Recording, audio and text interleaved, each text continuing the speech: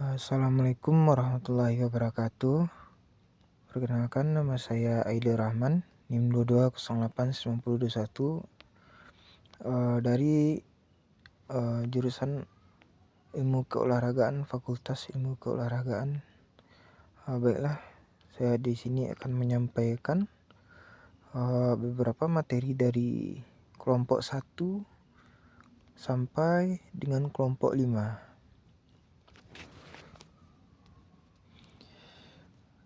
Baiklah, untuk materi pertama yaitu sistem energi olahraga kebugaran. Kebutuhan energi pada setiap cabang olahraga berbeda-beda yang tergantung dari jenis dan berat aktivitas yang dilakukan. Untuk mempermudah perhitungan kebutuhan energi, maka menurut berat ringannya olahraga dapat dikelompokkan menjadi 4 bagian, yaitu olahraga ringan, sedang, berat, dan berat sekali. Pembagian ini dilakukan dengan memperhatikan latihan fisik dan teknik serta jumlah waktu dari masing-masing latihan yang dibutuhkan menurut Komariah 2017. Selanjutnya, jenis-jenis sistem energi. Yang pertama ada sistem fosfokeratin atau PC. Fosfokeratin adalah fosfat berenergi tinggi yang tidak dapat digunakan secara langsung untuk kerja otot dan akan tetapi digunakan untuk memperbarui ATP dari ADP. Kedua, sistem glikolitik. Sistem penyediaan energi ini menggunakan bahan pokok karbohidrat berupa glikogen yang tersimpan dalam otot. Yang ketiga, sistem oksidatif. Sistem oksidatif merupakan sistem energi yang paling penting perannya di dalam tubuh karena terjadi pada setiap aktivitas olahraga. Selanjutnya, materi komponen-komponen olahraga kebugaran. Yang pertama ada komposisi tubuh. Adalah persentase lemak dari berat badan total dan indeks massa tubuh. Lemak cepat meningkat setelah berumur 30 tahun dan cenderung menurun setelah berumur 60 tahun. Yang kedua, kelenturan. Adalah luas bidang jarak yang maksimal pada persendian tanpa dipengaruhi oleh suatu paksaan atau tekanan. Yang ketiga, kekuatan otot. Adalah kontraksi maksimal yang dihasilkan otot merupakan kemampuan untuk membangkitkan tegangan terhadap suatu tahanan.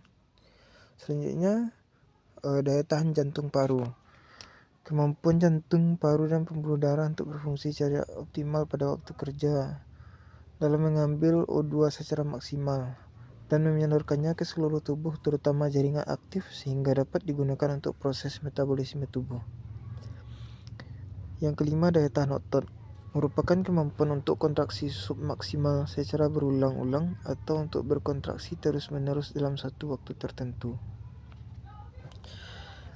Selanjutnya, kesegaran jasmani yang berhubungan dengan kesehatan.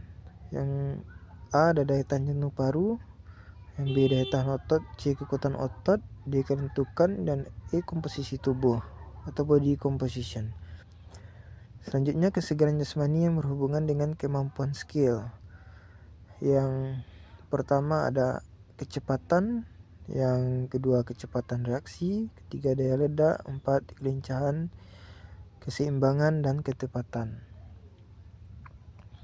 Selanjutnya, materi di kelompok 3 yaitu jenis-jenis olahraga untuk kebugaran sesuai tingkatan usia. Yang pertama ada anak-anak usia 5-12 tahun. Yaitu olahraga yang cocok yaitu bermain di luar ruangan atau berlari, lompat tali, renang, sepak bola, senam anak, dan bersepeda. Yang kedua dari remaja 13-18 tahun. Olahraga yang cocok yaitu yang pertama atletik, basket, berenang, bulu tangkis, dan latihan kekuatan ringan. Selanjutnya yang ketiga dewasa, usia 19-40 tahun. Olahraga yang cocok, jogging, gym atau latihan beban atau kardio, yoga atau pilates, bersepeda, olahraga tim seperti futsal atau voli. Yang keempat, parubaya dengan usia 41-60 tahun. Yaitu dengan olahraganya yang pertama jalan cepat, kedua senam aerobik, ketiga yoga, keempat bersepeda ringan, dan kelima renang. Dan selanjutnya lansia, usia 61 tahun ke atas. Lansia memerlukan olahraga dengan intensitas rendah yang dapat membantu menjaga keseimbangan, fleksibilitas, dan kekuatan tanpa membebani tubuh. Beberapa pilihan olahraga yang cocok yaitu jalan santai, tai chi, senam lansia, bersepeda ringan, berenang dengan intensitas rendah. Selanjutnya, materi di kelompok 4 yaitu prinsip-prinsip olahraga kebugaran. Prinsip-prinsip dasar olahraga kebugaran adalah pedoman ilmiah yang menjadi landasan dalam merancang dan melaksanakan program latihan fisik yang efektif, efisien, dan aman. Berikut adalah pengertian dari masing-masing prinsip dasar olahraga kebugaran. Yang pertama, prinsip spesifitas atau specificity. Prinsip spesifitas menekankan bahwa latihan harus dirancang secara khusus untuk mencapai tujuan tertentu. Yang kedua, prinsip beban berlebih. Prinsip overload mengacu pada pemberian beban latihan yang lebih berat dari kemampuan tubuh saat ini. Yang ketiga, prinsip kemajuan bertahap. Tubuh membutuhkan waktu untuk beradaptasi dengan beban latihan. Prinsip kemajuan bertahap menekankan pentingnya peningkatan beban latihan secara gradual.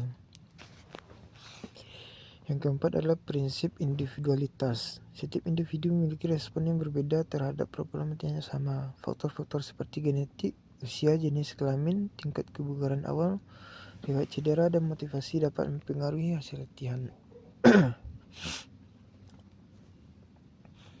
Yang kelima, prinsip pemulihan atau recovery. Peningkatan kebugaran terjadi selama fase pemulihan, bukan selama latihan. Oleh karena itu, waktu istirahat yang cukup antara sesi latihan sangat penting untuk memberi kesempatan tubuh beradaptasi dan memperbaiki jaringan yang rusak akibat latihan. Yang keenam, prinsip variasi. Tubuh memiliki kemampuan adaptasi yang luar biasa. Setelah beberapa waktu, tubuh akan terbiasa dengan latihan tertentu, sehingga efektivitas latihan menurun.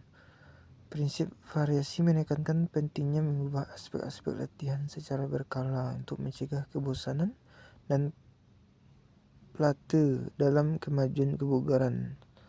7. Prinsip kekhususan jenis kontraksi otot. Yang ketujuh, prinsip kekhususan jenis kontraksi otot. Latihan kebugaran harus memperhatikan jenis kontraksi otot yang dilatih.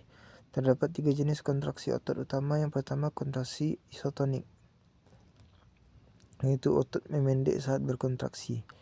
Yang kedua, kontraksi isometrik, panjang otot tetap saat berkontraksi. Yang ketiga, kontraksi eksentrik, yaitu otot memanjang saat berkontraksi. Yang selanjutnya, ke-8, prinsip kontinuitas. Kebugaran tidak dapat dicapai dalam waktu singkat dan memerlukan konsistensi jangka panjang. Prinsip kontinuitas menekankan pentingnya melakukan latihan secara teratur dan berkelanjutan. Yang ke-9, prinsip pemanasan dan pendinginan. Setiap sesi latihan kebugaran harus diawali dengan pemanasan dan diakhiri dengan pendinginan. Pemanasan yaitu meningkatkan suhu tubuh dan aliran darah ke otot, meningkatkan elastisitas otot dan jaringan penghubung, mempersiapkan sistem kardiovaskular untuk beban latihan, dan menurunkan risiko cedera. Dan itu selanjutnya manfaat pendinginan, mengembalikan detak jantung dan pernafasan ke kondisi normal secara bertahap, membantu mengurangi pemumpukan asam laktat. Ketiga, mengurangi risiko pusing atau pingsan pasca latihan. Yang keempat, membantu proses pemulihan. Selanjutnya, materi di kelompok 5, training zone. Training zone adalah konsep dalam pelatihan fisik yang membagi intensitas latihan berdasarkan tingkat usaha dan efek fisiologisnya terhadap tubuh. Zona ini umumnya ditentukan berdasarkan persentase dari denyut jantung maksimum atau ambang laktat, sehingga memungkinkan individu untuk menyesuaikan intensitas latihan sesuai dengan tujuan spesifik mereka. Selanjutnya, beberapa metode yang umum digunakan untuk menentukan training zone. Yang pertama adalah metode jantung maksimum. Yang kedua, metode ambang laktat, dan metode VO2 max. Kategori training zone. Zona 1, recovery zone. Zona 2, endurance zone. Zona 3, tempo zone. Zona 4, threshold zone. Zona 5, VO2 max zone. Selanjutnya, cara menentukan training zone yaitu menghitung denyut jantung maksimum. Yang kedua, menentukan latihan berdasarkan persentase MHR. Dan ketiga, metode ambang laktat atau laktat threshold.